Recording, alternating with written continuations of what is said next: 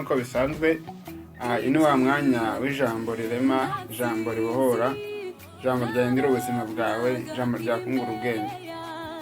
Abantu benshi cyane cyane abakristo usanga rimwe na rimwe bajya batekereza ibintu bakavuga ibintu, ugasanga umuntu w'umukristo arasenga abana n'Imana, asenga amasengesho y'umunsi umwe, 2, 3, n'abazamura kugeza no ku 7 basenga Imana, biringiye Imana yuko yabatabara. Nibyo cyane rwose, kandi nibyo ugasanga abandi barajya mu misozi, barajya mu butayu, barajya mu mavumo ndetse no mu mazi n'ahenshi agiye atandukanye ahantu basengera bashaka Imana. Nibyo cyane, ariko ugasanga umuntu amaze imyaka 5 asenga Imana, agasanga umuntu ari kwivovota cyangwa gusenga amasengesho avuga ngo Mana ngo ngiye ngo waranyibagiwe, ngo ngiye ngo ntago ngo basha gukora, ngo ibyanyu ngo byarakunaniye, ngo ya ngo banza gutanzi, ngo rwose ngo ngiye wahari, ngo ntago nzi. Mbese ugasanga umuntu yibera muri ubwo buzima bwo gushidikanya, nakwita ngishidikanya Mana, ngo Mana ngo uno burwayi ngo kuki mutamukora, ngo uno ukene ngo witaburangiza, ngo Mana ngo kuki ngutanyubakira inzu, ngo kuki ngutamye amafaranga, ngo kuki tunamara muri ubu buzima. Ugasanga mbese umuntu ahora muri ubwo buzima, arasenga no mukristo ari ugasanga ahora muri ubwo buzima. Nagira ngo uyu mwanya nimvishemo kuguhumuriza, nkakubwira ngo humura, utuze umutima. Niba wariringiye Imana ukabusenga Imana ugendana nayo, komeza uyiringire ahubwo wongere ibihe byo gusenga. Buriya mu buzima bwacu bwa buri munsi bwa muntu yatugira inshuti, ukagira inshuti yawe magara.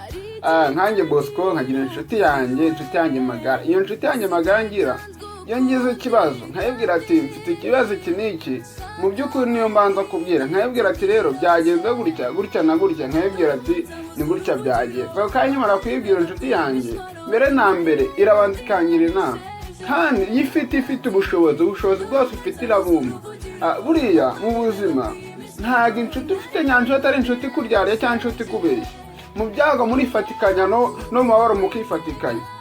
Rero ubwo abantu mu bantu inshuti yawe ishaka kwitakira ikagira ikintu gufasha, ikaguhumuriza cyangwa ikakubwira ngo genza gutya na gutya, n'Imana nuko imeze. Abantu icyo tubura ni ukubaka ubucuti n'Imana.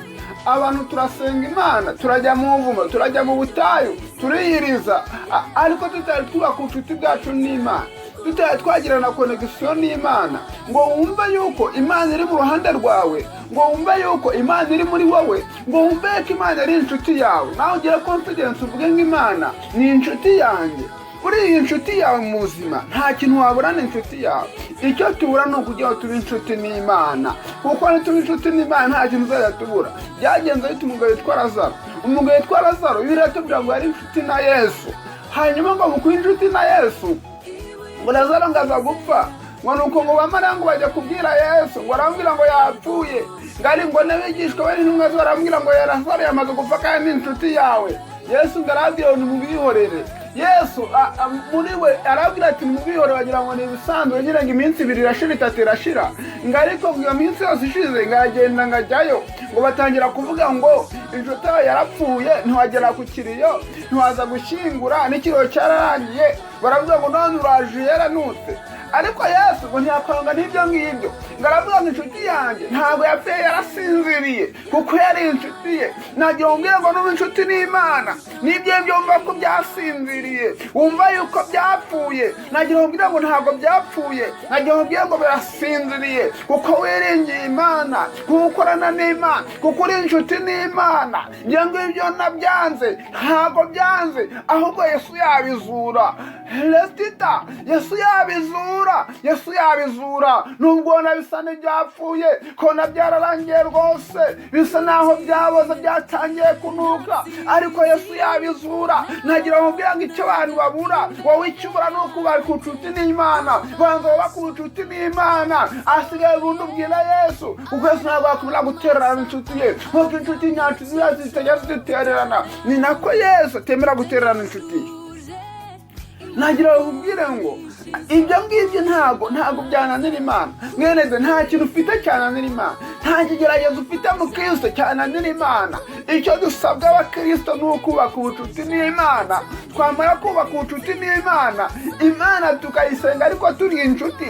Abantu barasenga Imana n'akana atari inshuti z'Imana. Abantu barasenga Imana bo masengesho bakajya mu bindi, bakigira hirya no hino, bakumva ko basenze gusa bakarekera iyo ngiyo. Ariko natwe tubaye inshuti n'Imana mu buzima bwacu bwa buri munsi, uko bwije n'uko bukeye, tukavuga ngo Uwiteka niwe mwungeri wanjye, nk'uko Dawidi yajyaga bivuga ngo sinzakena, ngandyamisha mu cyanya cy'ubwatsi bubisi, ngo hafi y'amazi adasuma. Ubwo buzima tukabuhoramo mu gitondo, saa sita na nimugoroba na nijoro, tukaba muri ubwo buzima twumva yuko Uwiteka ari ku ruhande rwacu, twumva yuko Uwiteka tugose, twumva ko turi inshuti n'Uwiteka. Banza wubaka ubucuti n'Uwiteka, numara kubaka ubucuti n'Uwiteka, ibindi bizaza amaze kubaka ubucuti n'Uwiteka. Nagira uhumurize umbwire ngo umutima wawe ukubwira ayo majwi akongera akubwira ngo byararangiye, ngo ntabwo uzatabarwa, ngo ntabwo bikunda. Nagira ngo password iri aho ngaho mu kubanza kubaka ubucuti n'Imana. Ese gusenga kugenda imisozi, mbese uri inshuti n'Imana? Mbese uri inshuti na Kristo? Mbese ubucuti bwawe na Kristo bugeze he? Mbese ntuva gusenga ukigira mu bindi, ntuva gusenga urwaye ukigira mu barozi, ntuva gusenga ukigira mu bapfumu,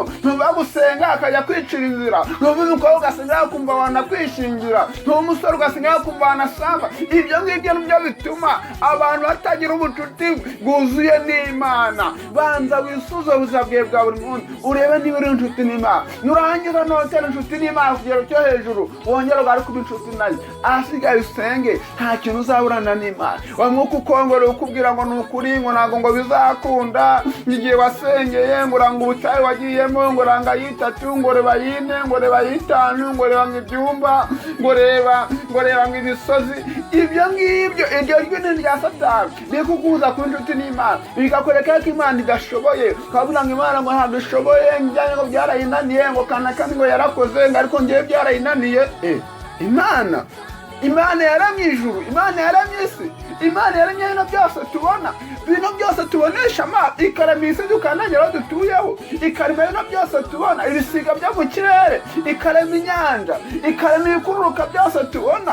Imana yatetse ikirere ikagishyira hejuru, nta nkingi zigifashe, nta hantu wabona inkingi zigifashe. Imana yashyizeho isi ikaba itari igitabo tuzira gisukeze, turasanye tuguye mu cyobo. Imana ifite imbaraga zingana gutya yategetse ikavuga ngo ntihabeho hakabaho, ntabwo ibyo ari byo byayinanira. Wowe Imana yategeka mu isogonda, reka nayo kuvuga isogonda mvuga Yerusalemu. Imana ikavuga ngo ibya Kanaka ntibikunda, kuko muri inshuti. Ako kanya ubuzima bwawe bwose guhera kuri A kuzamuka kugera kuri Z, ubuzima bwawe bukaba bwiza. Banoza akavuga ati Uwiteka uriya muntu yaramutabaye kuko yagendanye nawe. Imana ikakohereza ubutabazi bwawe. Kandi reka nkubwire, ntugasenga Imana uvuga ngo Mana ngo uzanabare ngo bayibone, ngo nabare ngo bayibone, ngo babone ko natabawe. Oya, uko ari gusenga nabi, nugushaka kwishongora ku bantu, nugushaka kubijya kwereka nayo ko ari bagusuzugura, ushaka ko Imana izagutabara, hanyuma nabo bakabibona nabo bakabibona. Ibyo ntabwo ari by'Imana ishaka. Bwira Imana ngo uzazuntabara ngiye menye ko wantabaye, aho kujya kuvuga ngo bakanaka. Uko ari kujya kwishyira hejuru, ni ugusenga nabi, ni ukubwira Imana ko hari ukuntu uziyemera uzishyira hejuru y'abantu, ukabereka ko nawe watabawe. Sengana Imana ubwenge inshuti n'Imana. Nta kintu cyananiye Imana ku buzima bwawe, nta kintu Imana yananiwe ku buzima bwawe. Nagira nkubwira ngo nta kintu ufite Imana idashoboye na kimwe. Ibintu byawe byose ufite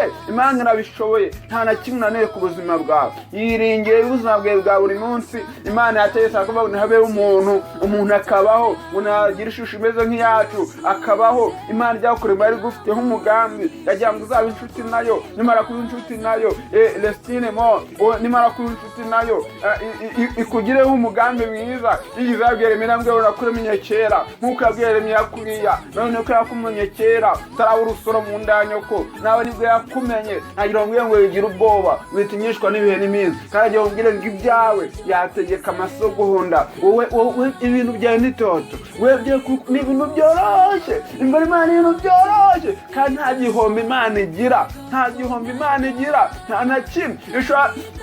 niyo yakuraho miliyari zingahe, niyo yakuramo miliyoni angana gute, Imana nta gihombo ijya igira, ahubwo muri kesi y'Imana hahora huzuye, ntabwo hajya hahungabana. Mu isi ibigega byo mu isi byahungabana, ariko ibigega byo mu ijuru, muri kesi yo mu ijuru ntabwo igihungabana, nta kesi y'ubukungu igibayo, ahubwo twebwe nuko tutari twagera ku gihe cyo ku nshuti n'Imana ku buryo buhamye. Imana ibona ko yaduha ngo dukomeze. Uravuga ngo Imana ni impango, ni ukuri ngo nzagenda aho nzagera. Vuga ngo Imana intabare, nyigumaho nzabona umengendane nawe, mbane nawe uko bwije n'uko bukeye. Nagira nkubwire ngo ongera ube inshuti n'Imana. Ibyo ntabwo byananiye Imana.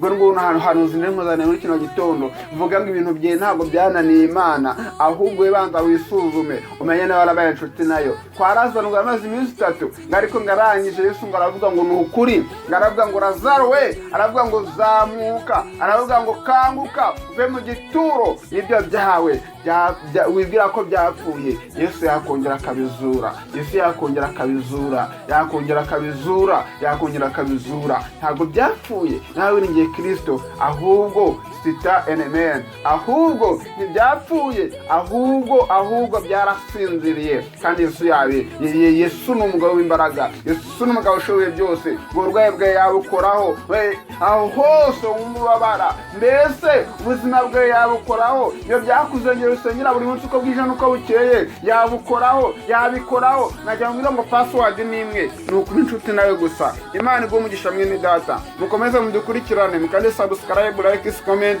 n'ibindi bigiye bitandukanye, kandi dushyigikire mu buryo bwose ko dukeneye inkunga yacu. Dushaka dusenga Imana igakora kuri rubuga ibintu bikomeye, kandi kumva ari nuko Imana izajya ikora kuri rubuga. Dushaka dusengera abantu mu buryo bugiye bitandukanye, nuzagiza wamara kumva rino jambo cyangwa no tuba twabateguriye ukaba ufite ikibazo cy'ugishyiraho muri comment, dufata umwanya wo kubisengera ibyifuzo bizajya biba biriho. Dusenga Imana ikoreho n'ibitangaza, waba uri hose gishyiraho zatugusengera Imana, kuko Imana muri iyi minsi iri gukora ibikomeye, zatugufasha gusenga Imana, kandi Imana izajya ikora iby'imbaraga, uzajya n'impinduka ku buzima bwawe. Twakomeje no jambo kandi zadufata umwanya wo gusenga, adufata n'igihe cyo gusenga. Dusenga Imana ikora imirimo n'ibitangaza hagati mu bantu, kuko ni Imana y'imbaraga kandi Imana ishoboye byose.